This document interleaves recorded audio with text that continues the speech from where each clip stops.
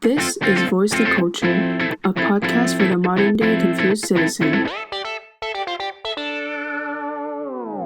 So, hi everyone, my name is Kelly. I'm Michelle. I'm Amy.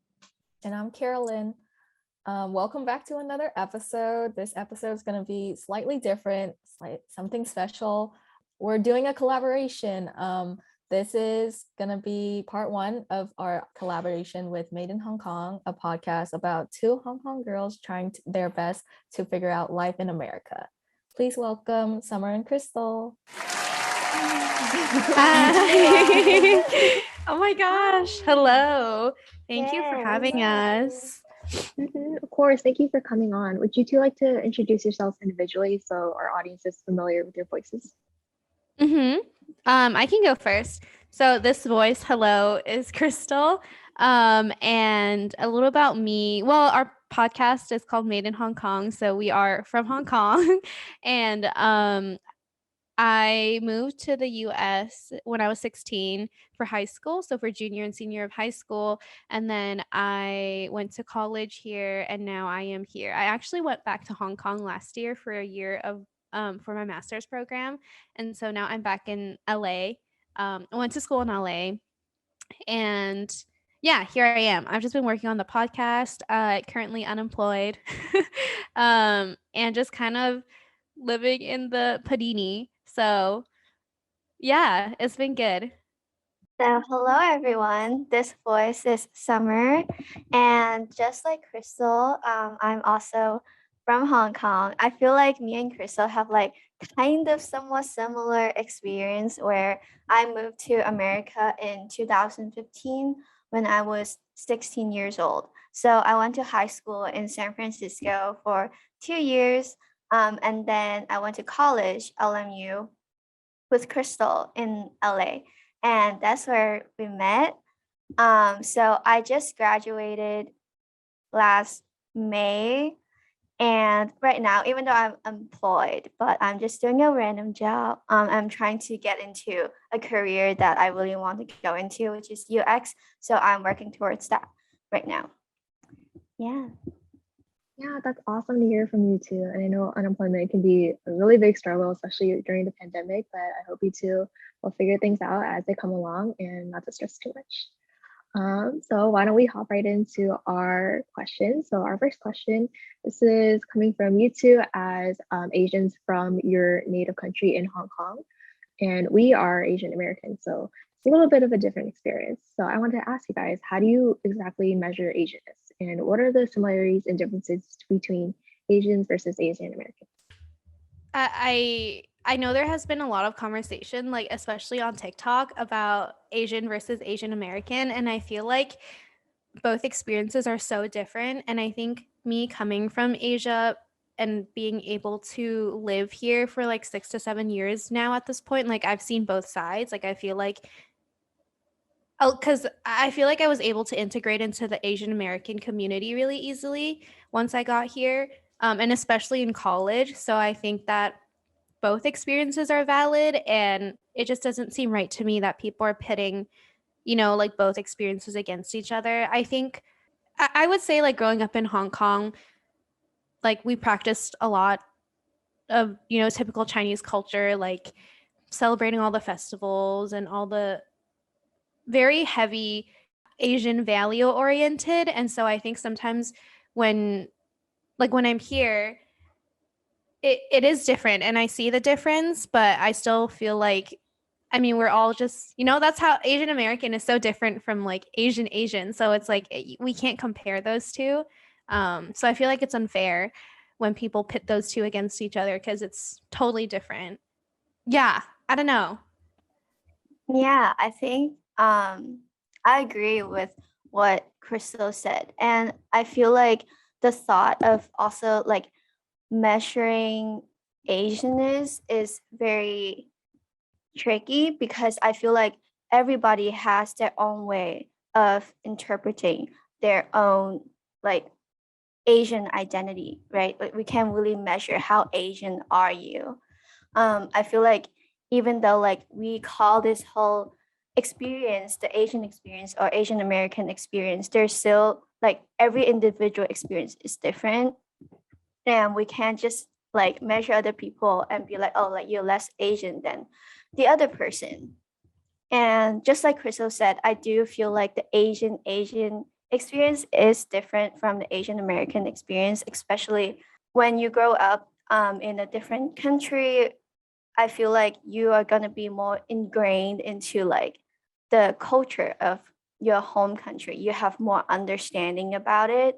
But you can't say that like because of that like you're more Asian than other people, because I feel like Asian American is like a totally different, like separate set of things. And yeah, I feel like it's also important to not lump both of those together, because growing up in a different country, I do feel like our experiences are different, and it will be very much appreciated if people can be more aware about it and try to differentiate the similarities and differences between the two.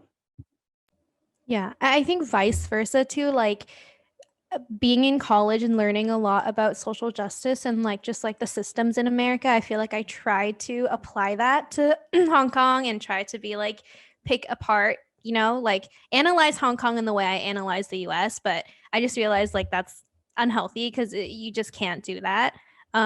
Yeah, so vice versa too, like it just doesn't, it's hard to compare or apply the same lens to it. Yeah, I feel the same way too. Like a lot of the times when I see like the social injustice in Hong Kong, like even there's racial injustice in Hong Kong, and I'm trying to apply my American ideals onto Hong Kong. And sometimes I do think there are a lot of things that can be improved in Hong Kong, but it might not be fair because the circumstances are just so different. And also not only like in terms of social justice, I think a lot of times when it comes to like food and culture, public transportation, I always complain how like Hong Kong is so much better than the ones here. But I think I also like recognize that like, the culture here is very different. So I can't really compare both of them. Yeah. Oh my God, Kelly just said it is. Yeah. Speaking I from don't know. experience, it is. I've only visited Hong Kong maybe once or twice, but it's definitely a lot cleaner in public transit, and I did enjoy my time there. Yeah. Mhm. Yeah. Yeah. How do you guys feel about the whole Asian versus Asian American? I think that is like very like difficult to touch on, as you guys said, but it all kind of comes down to not tying people based on like material or very superficial qualities, such as, oh, you're only Asian because you drink boba, or like this history and like this tradition, because not everyone had access to that, but that doesn't detract from who they are and how they want to choose to identify. If they're ethnically and racially Asian, then it's not for you as someone who's not Asian, or even like Asian from the mainland, to discredit that and try to force them to be someone other than who they are. And you always want to approach them with a mindset of sharing your culture and sharing what you grew up with and what being Asian means to you, and sharing that with them, rather than trying to gatekeep necessarily and try to limit them. Yeah, at the end of the day, I feel like we just need to respect everyone and just coexist. Like, I feel like it's not that hard, but it is. Yeah, for sure. Yeah, so that brings us to our second question. So you know how like in social media, like Instagram and TikTok and such, you see how there's usually arguments between Gen Z versus millennials. Why do you think we're all so obsessed with such a generational difference? I think it's partly because of technology, because technology has changed so quickly throughout the last decade. Like just a few years of difference in age, you can be growing up in like a totally different culture. I think for Gen Z, you all are all Gen Z, right? Right. Okay. Well, maybe I don't even know if I'm Gen Z or like millennial. Okay, but I feel like just by me, like I was a senior in my college and like talking to like the freshmen, I can feel the generational difference. Like they're like a lot more like hip and I'm just like calm, you know? And I feel like they are a lot more in touch with maybe just my personality. I don't want to like generalize everybody's experiences, but they're like a lot more in touch with like social media. Like social media is a lot more ingrained in their lives versus me. Maybe it's just me that is not as much ingrained. And I feel like because like society has also like changed so much throughout the last decade, and I feel like I didn't grow up here in the education system here, but I do think that the younger groups are the one who are really aware about social justice issue. Like in my last year in my Chinese American club at LMU, even though I was the vice president, um, I a lot of the social justice topics are being pushed by the younger members actually. I remember when I was sophomore year, I really wanted to push social justice issue, but it wasn't working because it wasn't as big before. So I feel like with the younger generation, I don't know like how y'all education experience was like. Maybe they incorporate more social justice in the curriculum. I feel like Gen Z, they are overall like more aware of different social justice topic and more passionate about it. Yeah. Yeah. Yeah. And I think not I think with social media comes with like trends, and I feel like trends just come and go so fast now, and it's easy to, and then I don't know, like people just do the same trends like in terms of like anything, like fashion, like being politically active too. Like I feel like it's so prominent within the younger generation now that it's easy to differentiate. The differentiation is becoming more and more like easy to see. And I feel like even when I started college as a freshman, like in 2016, I feel like the difference between me and the upperclassmen wasn't that big in terms of like how he dressed and like our interests and stuff. Like it was a very like we grew up in the 2000s kind of thing. But then yeah, talking to like incoming students, like I feel like then you see the stark difference because they really grew up in, like you guys, I feel like really grew up in the social media phase, and we just like hit the cusp of not having that. So yeah, it's just really different even though it's only a few years. And I feel like having those differentiations in terms of labels like also exacerbates that difference too. I feel like whenever there are labels, people tend to want to box themselves in even more too. So yeah, definitely social media though. Like it's so wild how people like 2 years younger than me are so different from me, and also like sometimes I just think about how the incoming class, they were born in like the 2000s, and I was like, oh my god, that's so weird. Yeah, what do y'all think about this question? Like I'm curious about your Gen Z experience. I think I would also definitely agree with what you guys said. Like, I think it's because of like the technological like advancements and such. I think that's why um I feel like there are trends and such, but I think it's just different now between like the generations because 'cause yeah, like with the social media start like popping up like TikTok and such, I feel like our trends could be like a little more different between them. So I think that's why yeah, I feel like that's why there's like generational differences and such.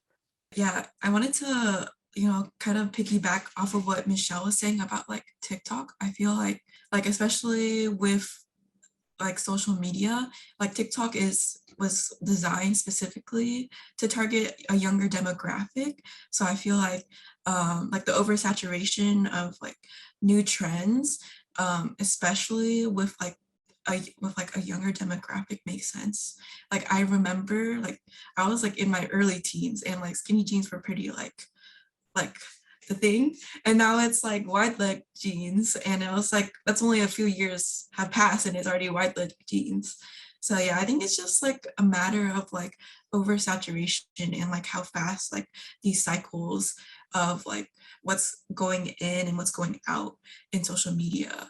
And like in terms of social justice, like a lot of events will come in and then they will also go out in that same manner. There will be a story and then there will be like a huge wave of coverage and like speaking out about current events in our world, and then like maybe the next few days it'll like poof into the air and it will be hard to like bring up those topics because it's not as heavily talked about.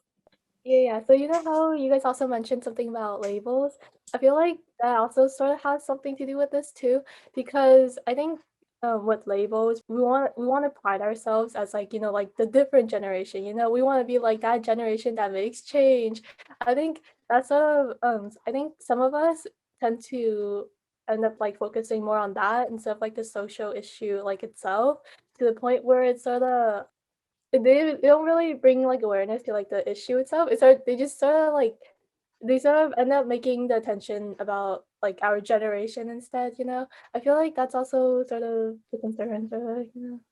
Yeah, for sure. Like political awareness and like political activism on social media is such a tricky line because I feel like it, first of all, like misinformation, right? Like if you're just circulating the same information around, like you have to fact check yourself whether it's right. And like I love that you guys have been doing that, especially like posting about Afghanistan too, because yeah, definitely people like post about it like and then it's gone like in a few days. And that's with so many things too, like with API hate as well. Like I feel like it's still going on every day and it's not a trend to post it anymore.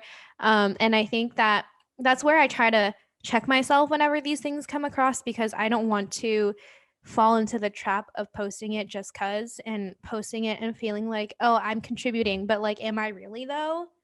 So yeah, but it's such a tricky thing. And even now, like with TikTok, like there's so much information and like news information too that comes from social media platforms that I'm like, I need to constantly remind myself that this might not be true. And it's like, don't trust everything you read because then I'll like, because like my parents do that. My parents just like watch YouTube videos and they're like, this is real. Like, listen to this. And I'm like, I don't think so. Like, you can't just find like a doctor online, So yeah. And I feel like it's kind of seeping into our generation because of it's easier to get information from like a 15-second TikTok than reading it on your own. So it's kind of scary. Oh, um, and like since you were talking about how like it's easy to kind of be caught up in like the heat of the moment with like like social justice, we actually wanted to know like since both of you are from Hong Kong and you've also had your experience living in the US, do you think Hong Kong students are more, less, or just as politically active as USA students? And what do you notice about the level of education regarding social justice in both countries? I think it's a very different. Okay, first of all, like I do want to put out a disclaimer that, like my education experience in Hong Kong is only up until 2015. And I think there are a lot of political changes in Hong Kong after 2015, like y'all know about the protests and stuff. So I think like after that, people are forced to be politically active. But my experience only speak up until like 2015. With that said, I do feel like when I was in Hong Kong, I wasn't exposed to a lot of like social issue or even social justice issue. I think in some sense, sometimes we'll touch upon some social issue, but a lot of times we only do it for studying for the exam. Like we're forced to learn about those things. Like we're forced to like memorize everything in the textbook so that I can perform well in the exam, but not for social good. if that makes sense. Like we're not going. I don't really do. I don't think I did a lot of volunteering when I was in Hong Kong, and in general, I just wasn't introduced to a lot of the social justice issue when I like start studying here and like join a program where it's very focused on educating me about social justice, racial justice and stuff. That's where I start learning about social justice. But hearing from my friends, I think people nowadays, because of the whole political movement in Hong Kong, I think people are more politically active, but at the same time, I think they're active in a way that they care about like the Hong Kong and Chinese politics, but not like social justice issue. So I think that is still a problem in Hong Kong, and I think partly it's because of the education system and how intense it is. Like we really did not have time to maybe have and also have the space to talk about social justice issue. Yeah, I agree. Like when you were talking about how, yeah, people in Hong Kong, a lot of young people in Hong Kong tend to focus more on the China Hong Kong like relations in terms of social justice. And like one thing that really shocked me when the election was going on was that a lot of people that I knew in Hong Kong were like, "Oh, vote for Trump because Trump will support like Hong Kong's democracy." And it's very like one faceted issue, like one faceted thinking, I feel like, because and you can't blame them. It's like you can't they don't really understand like the US context, and because things were so intense in Hong Kong at the time and still is, like that's all they can focus about, and I see that in so many of the people that I know. So it just like blew my mind because like Trump is such a, like like no brainer here, especially being Asian. So I was just like, what? But it is a very different context. And growing up, I feel like, yeah, didn't have any social justice like conversations at all. We were forced into studying about, and even then it wasn't like anything to do with race. I feel like it's Yeah. different. Like I feel like a lot of the issues we learned about was classism, and like homelessness, because there is a lot of that in Hong Kong. But I feel like there was no one to make you feel like you're an outsider, like being Chinese in Hong Kong versus like coming here and feeling that like foreignness. Then I think I experienced it, and then I was like, oh, this is like really important to learn about systemic racism. But then in Hong Kong, like being the majority, I feel like we were in a very privileged position. So we didn't have to care about that. There are definitely like minorities in Hong Kong too from other parts of Asia. Yeah. And it's so sad that we don't focus on that. And I didn't really learn about Hong Kong issues like in depthly until like I went back for school, like for my master's, which is like such a like we're so old at that point, Like I'm like 23. Yeah. And it's kind of sad, but we really don't have time, and like we would volunteer, but volunteering would just be to get into college, and then it'd just be that there's not much motivation. And I feel like once people start working, and I feel like work life in Hong Kong is so intense as well that there really isn't any time. And people are very career driven. And like Hong Kong is kind of like New York. I feel like it's very like intense business environment, and so yeah, people are prioritizing their work. But I have seen people who are contributing to social issues too, especially like within social work. So that's really nice to see. But we definitely need a lot more of that. Yeah. And I think like adding on to what Crystal said about being the majority in Hong Kong, I feel like yeah, we are very privileged, and also at the same time, I feel like a lot of the minorities or even the lower class families, they're not very empowered to speak up about their own issues. Like we talked about domestic helpers in Hong Kong. They're very essential to Hong Kong economy. But people still have a lot of stereotypes and the system are designed against them, so they cannot speak out for their own rights. And I feel like a lot of times, like especially like just for the people who are around me, they just feel like for example, like the domestic helper, they feel like, oh, the ability for them to come to Hong Kong is already a privilege for them because they're coming in like a developing country. So even though if we don't treat them well in Hong Kong, they still feel like, oh, it's better than their home country, so it's fine. Yeah, I think that sentiment is also expressed widely here because everyone claims America as like the American dream, like everyone wants to come here. And so because many immigrants and low income families come here already, they already feel grateful. And so they don't push that ceiling and that, to take the next step and actually advocate for themselves. But I think in terms of like the difference between America and Hong Kong is that because Hong Kong is such a homogenized society, as you guys said, like you guys are the majority, it's very hard for these like racial and ethnic minorities to actually speak out because they don't see themselves represented. Versus in America, you are more likely to find someone who looks like you on your TV screen or even representing your local office, but you may not necessarily connect with them. And that's why it's so important that we emphasize like education and incentivize it so that no matter like how busy we get as we get older, it's always something that needs to be done, not something that you should only consider if it directly affects you. Hey everyone, this is Editing Carolyn here, and I just wanted to make another point on this topic before we wrap up the entire interview because I realized that I never talked about this in the actual footage now that I'm looking it over.